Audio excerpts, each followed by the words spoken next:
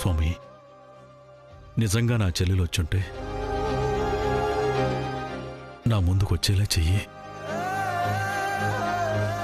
నా ముందుకొచ్చేలా చెయ్యి స్వామి.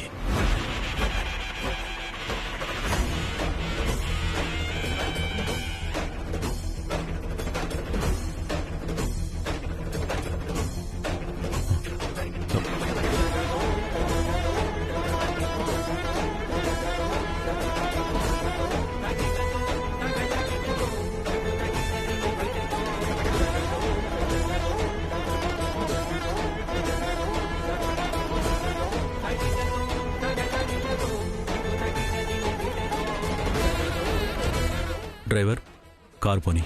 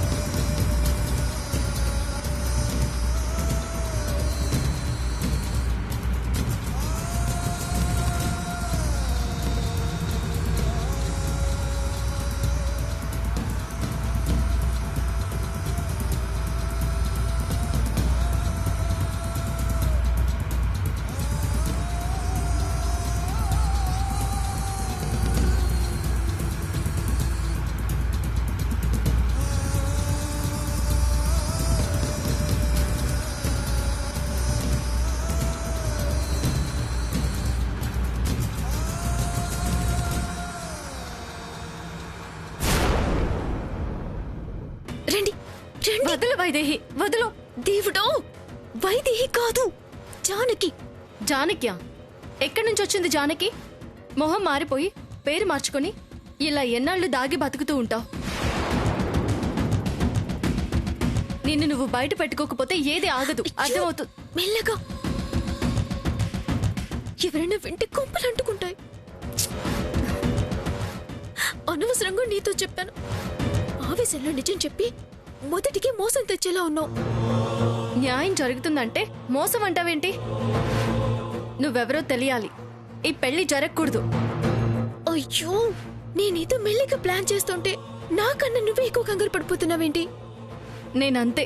ఎవరికి సమస్య వచ్చినా నాకు సమస్య వచ్చినట్టే. అది పరిష్కారం అయితేనే గాని నేను ప్రశాంతంగా ఉండలేను. ఒక్క క్షణం గనుక నువ్వు నన్ను అక్కడ వదిలేసుంటే ఈ పాటికి నీ సమస్యనంతా చిటికలో తీర్చేసేదాన్ని. కాదు, ఇంకా ఎక్కువై ఉండేది. ఈ మాత్రం ఆవేశం నాకు లేకనా? తొందరపడి ఏ చిన్న తప్పు జరిగినా చాలా పెద్ద సమస్యలు వస్తాయి. అయినా ఎందుకు మౌనంగా ఉంటున్నానో అంతా చెప్పాను కదా, మళ్ళీ ఆవేశపడిపోతావేంటి? నేను చెప్పాను కదా, నా కళ్ళెదురుగా అన్యాయం జరుగుతుంటే నేను తట్టుకోలేను. ప్రశాంతంగా ఇక్కడి నుంచి వెళ్ళలేను. అయినా ఏదో ఒకటి చేయకుండా ఇలా మౌనంగా ఉంటే ఈ పెళ్లి ఎలా ఆగుతుంది? ఏం చేద్దాం అనుకుంటున్నావు?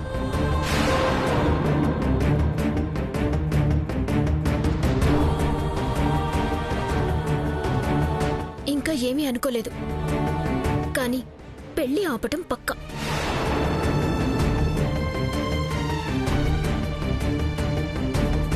గాల్లో దీపం పెట్టి ఆరిపోకుండా ఉండాలంటే ఎలా కుదురుతుంది? నీ సమస్యని నువ్వే పరిష్కరించుకోవాలి. నీ సంసారాన్ని నువ్వే చక్కబెట్టుకోవాలి.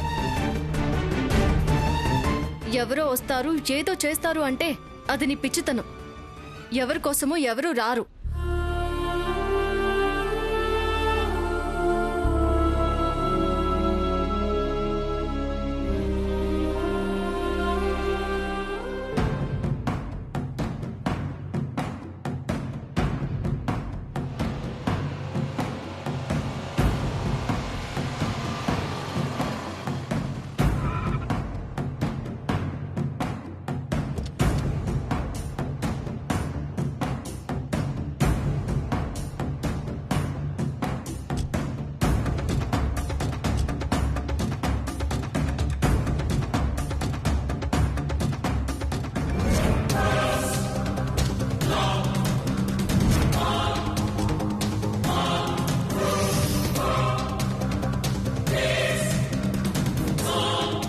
చా, శాంతాదేవి చిక్కినట్టు చిక్కి తప్పించుకుందన్నా. అక్కడ తప్పించుకుందిరా. ఇక్కడ మాత్రం లోపలికి వెళ్ళడానికి వీల్లేదు. పొరపాటున శాంతాదేవి లోపలికి వెళ్ళి ఈ పెళ్లి ఆగిందే అనుకో, మేడం చేతిలో మనకి చావే. జాగ్రత్తగా కాపలా కాయండి. అట్నే అన్నా. అలాగేనా? హ్మ్.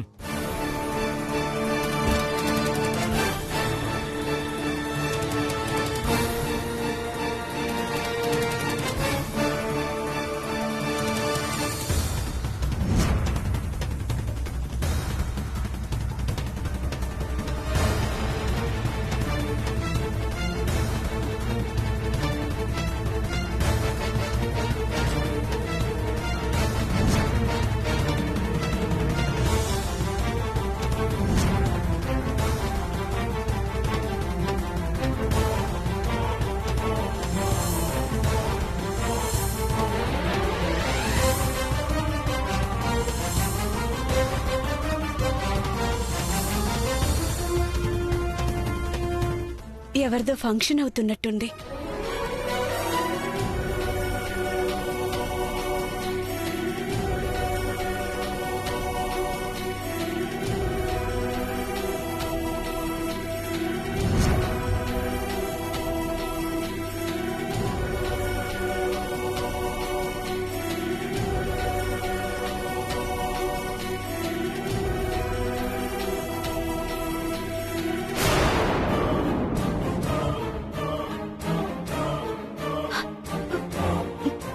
వీళ్ళిక్కడ కూడా వచ్చేసారా?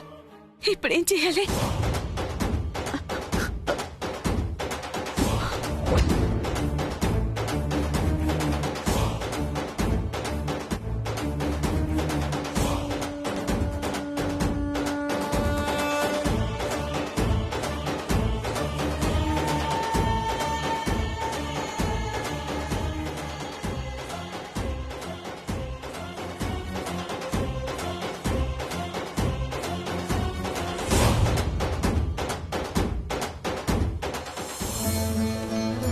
గురువుగారు పిలిచారా?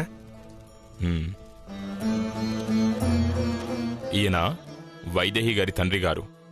అలాగా, నమస్కారం అండి. నమస్కారం స్వామి.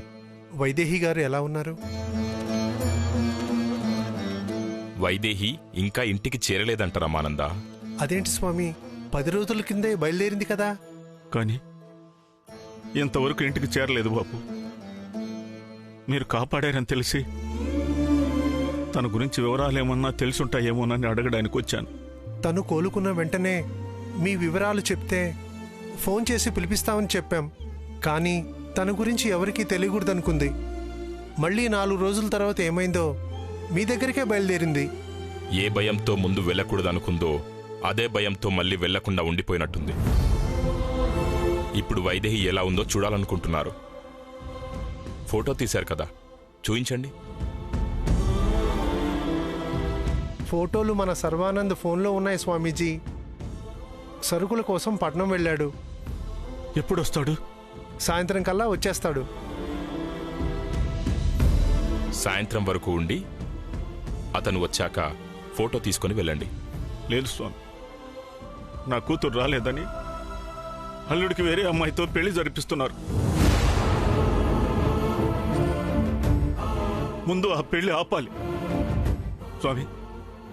అతను వస్తే మా అమ్మాయి ఫోటో నాకు పంపిస్తారా? తప్పకుండా. మీ ఫోన్ నెంబర్ ఇచ్చి వెళ్ళండి. అలాగే స్వామి, ఇచ్చి వెళ్తాను. అంతా మంచి జరుగుతుంది. శుభం భూయాత్. వెళ్ళిరండి. అలాగే స్వామి.